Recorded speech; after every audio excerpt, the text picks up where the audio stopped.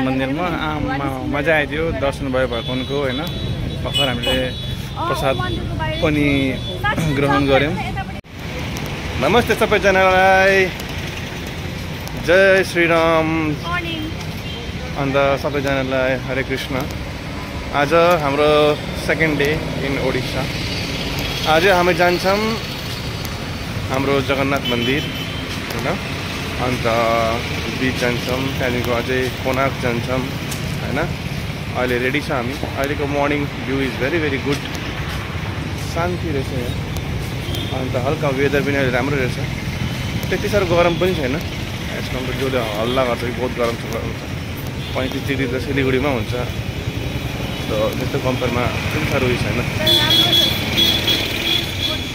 City चाहिँ राम्रो छ मजा आउँछ बिहान बिहानै अब चिया खाने भन्छ चिया खाँदै अब कहाँ खान्छ हेरौँ छैन सो आज हाम्रो प्लानिङ छ हामी आज स्कुटीमै ट्राभल गर्ने हो यो एकजना दादा हुनुहुन्छ यहाँ रश्मिदा उहाँले धेरै हेल्प गर्नुभयो हैन अन्त एकजना पाण्डा दा हुनुहुन्छ उहाँले पनि धेरै हेल्प गर्नुभयो अन्त पाण्डा दा अन्त रश्मिदा चाहिँ अब नानीसँग काम गर्नुहुन्छ एकपल्ट उसको अन्डरमा नानी उहाँको अन्डरमा काम गर्नुहुन्छ सिकाउनुहुन्छ अहिले चाहिँ उहाँहरू म्यानेजर हुनुहुन्छ कल्याण ज्वेलर्समा चाहिँ उनीहरू म्यानेजर छ सो उनीहरूले घुमाउँछ होला हामीलाई सो हेरौँ अब राम्रै हुन्छ हाम्रो होइन के खाने हो ऊ चाहिन्छ सो तपाईँहरू हेर्दै हुनुहोस् जिउ चाहिँ हेभी थाकेको छ तर म हमेसा भन्छु घुम्यो भने चाहिँ यस्तो पाराले घुम्नुपर्छ खुट्टाकोदेखिको लिएर टाउकोदेखिको लिएर सबै नसा चाहिँ यस्तो मजा दुखोस् कि घुमेँ भन्नुपर्छ क्या बेड नगइकन लड्ने बित्तिकै भ्लक्कै निन्द्रा लाग्ने जस्तै हिजो 12 बजीसम्म है मजा आइदिएको रहेछ ओडिसामा मजाले घुमेँ हामी 12 बजीसम्म मजा आयो पछि चाहिँ सो तपाईँहरू हेर्दै गर्नुहोस् के हुन्छ कस्तो जाने हुन्छ देखाउँछु हाम्रो स्कुटी पनि अब आयो दादाले लिएर सो अब जाने होइन अब हामी जाने दुनियाँ घुम्नु हाल्नुपर्छ यहाँ बस्छ हामी अब निक्लिने हामी यहाँबाट सो रेडी गो फाइनली हामी चाहिँ अब जाँदैछौँ होइन स्कुटीमा चाहिँ हो भुवनेश्वर अहिले चाहिँ हामी पुरीको लागि निस्किसकेको छौँ यहाँ अगाडि चाहिँ हाम्रो दोस्तहरू छ हो उसकै स्कुटी हो यो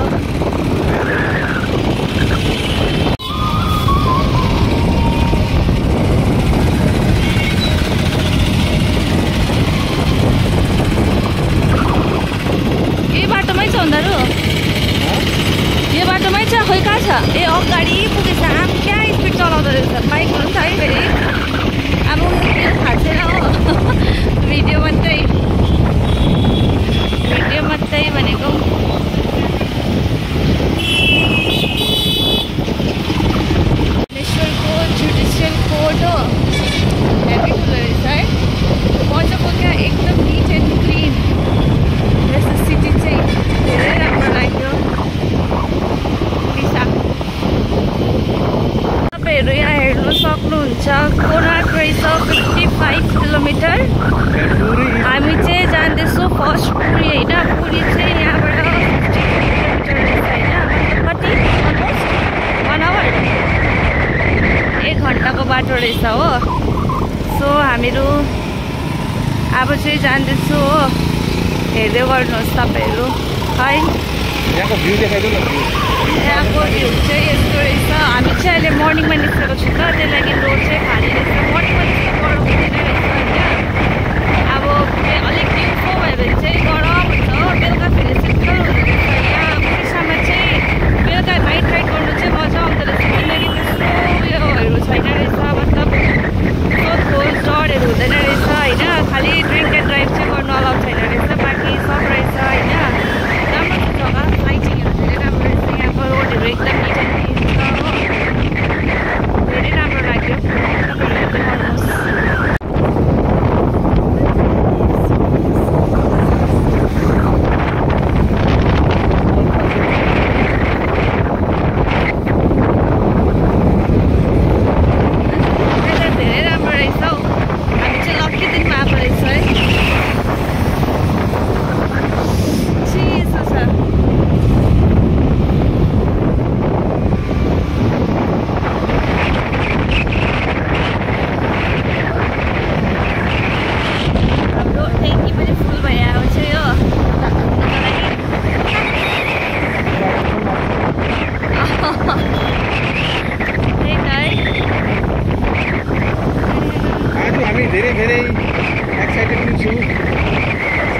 हामी जाँदैछौँ आज नेपाली। अब हजुर सबलाई थाहै होला कि जगन्नाथ मन्दिर 4 धाममा एउटामा आउनुहुन्छ। हामी यहाँ 16 कि नानीको एउटा इच्छा थियो जाने, हामी जाँदैछौँ। सडन प्लानहरू धेरै प्लानिङ थियो, तर प्लानिङहरू धेरै चेन्ज भयो। हामी सडनली आउनु पऱ्यो। सायद भन्छ नि जबसम्म बुलावा आउँदैन तबसम्म तपाईँहरू त्यहाँ जानु सक्दैन। सायद भगवान्ले चाहेकै होला कि आइज छिटो आइज भनेर हो। अन्त यो राइट टाइम लाग्यो, अन्त हामी आयौँ। अब हाम्रो जगन्नाथ मन्दिर जुन चाहिँ हुनुहुन्छ उहाँको धेरै रहस्य कुरा सुन्नुभएको होला हजुरहरूले, मैले सुनेको छु। यो कुराहरूलाई अब सत्य आफ्नो आँखाले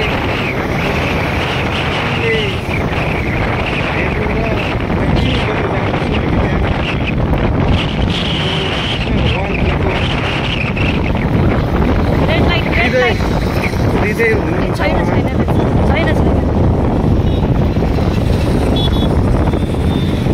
हृदय चाहिँ उहाँ छन् भन्छन् होइन। फोन राख्छु र एकछिन। टोल गेट रहेछ अगाडि हो, पुरी जाने बाटोमा चाहिँ टोल प्लाजा रहेछ। तर हाम्रो चाहिँ अब पर्दैन, स्कुटीले गर्दाखेरि टु व्हिलरले गर्दाखेरि।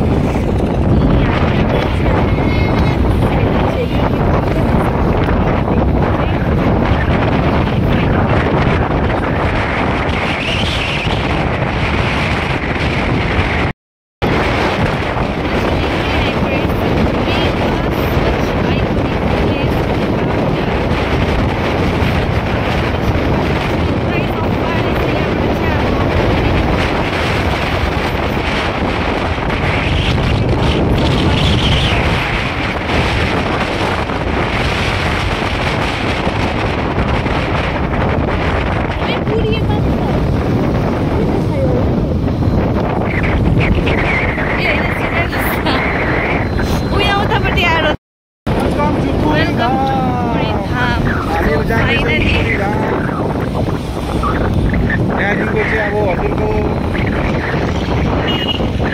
रियल धाम सुन्नुभयो। अब बेसी टाढो छैन, 4 किलोमिटर मात्रै छ यहाँबाट।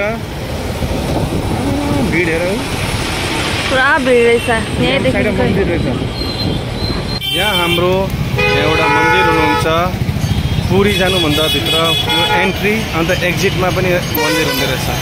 भित्र पस्ने बेलामा माको दर्शन चाहिँ हमेसा गर्नु अरे, अन्त पुरीको दर्शन गर्नु अरे भन्छ।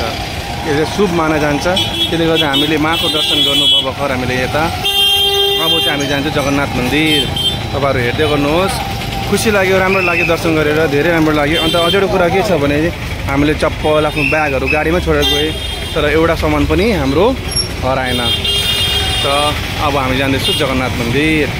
फाइनली हामी चाहिँ जगन्नाथ मन्दिर पुगे होइन। यहाँबाट हेर्नु सक्नुहुन्छ जगन्नाथ मन्दिर, झन्डा। यसको पनि एउटा खासियत छ, जति पनि हावा आओस् झन्डा चाहिँ एउटै लाइनमा मात्रै जान्छ। जस्तो यो तपाईँ यो झन्डा हेर्नुहोस्, यतापट्टि उड्दैछ, उयो झन्डा हेर उतापट्टि उड्दैछ, देख्यौ?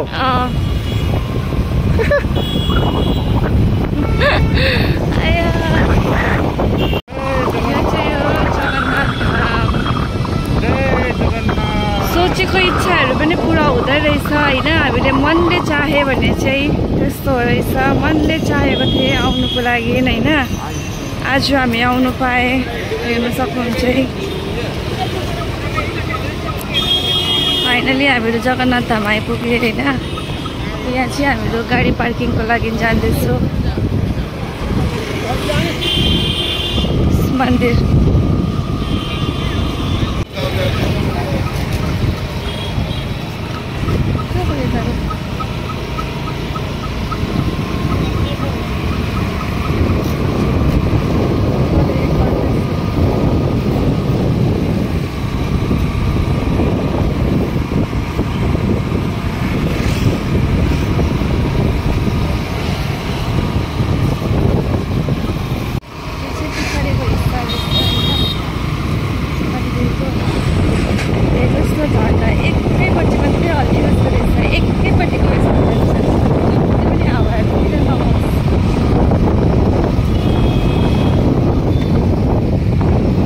अन्त सबैजनालाई फेरि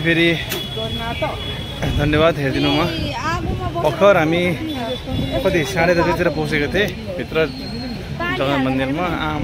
मजा आइदियो, दर्शन भयो भगवानको होइन।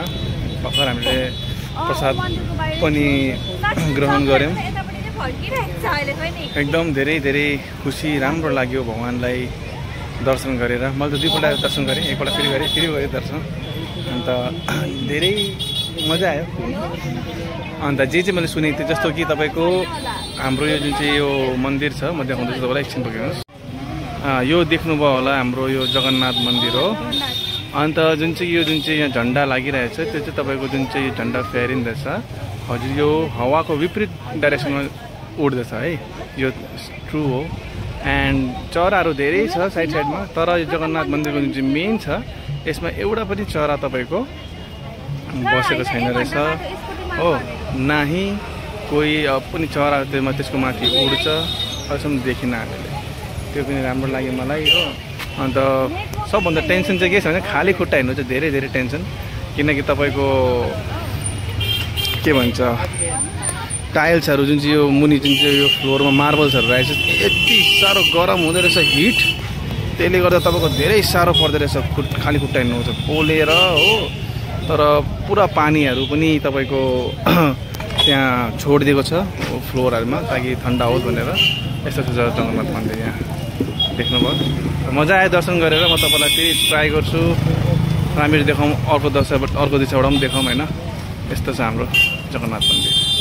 फोटोहरू खिच्न एलाउ छैन, भित्र गएर फोन नै लाँदैन हामीलाई हो। तर उहाँसम्म चाहिँ तपाईँको एलाउ छ अरे फोन लानु। त्यहाँ गएर एकछिन फोटोहरू गर्छु। अन्त हेर्नुहोस् मजा आयो, राम्रो लाग्यो। आज मनोकामना पुरा भयो